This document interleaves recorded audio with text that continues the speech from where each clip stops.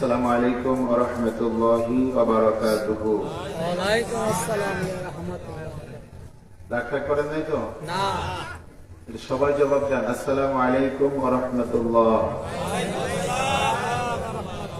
সালাম দেওয়া সুন্নাত, জবাব দেওয়া ওয়াজিব। আমার বেলায় না, সবার বেলায়। সালাম দিলে কত নেকি? সবাই বলেন না, কত নেকি? 90 নেকি। জবাব দিলে 10 নেকি।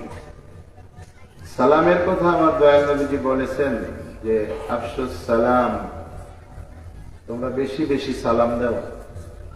বুঝছে না? চেনো আর না চেনো সবাইকে সালাম দিতে থাকো, কারণ সালাম এমনই একটা সম্ভাষণ যা কোনো ধর্মে নাই, একমাত্র ইসলাম ছাড়া। বলেন সুবহানাল্লাহ। সালামের প্রচলন কবে থেকে শুরু জানেন? বাবা আদম আলাইহিস সালাম থেকে শুরু হয়েছে। বলেন আলহামদুলিল্লাহ। আমরা আদম সন্তান। কি সন্তান?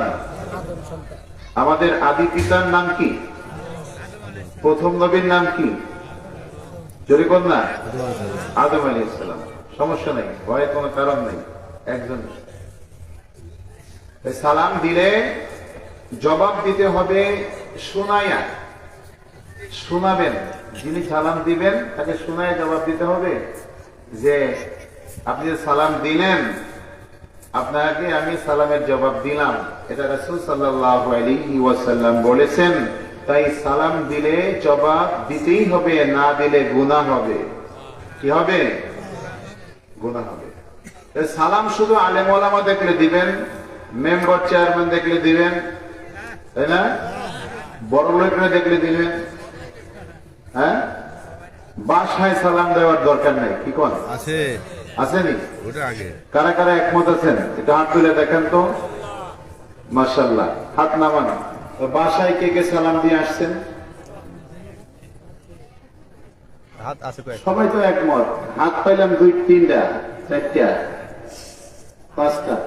আমি দিয়েছি। হাত নামান। আলহামদুলিল্লাহ করেন। রাগ করেন না ভাই, এটা আমাদের ইমানের দুর্বলতা। কিসের দুর্বলতা? আমি ওয়াজ করলে সবাই কিন্তু খুশি হয় না, অনেকে বেজারও হয়। আসল কথা কইলে তো বেজার হওয়ার কথা, তাই না?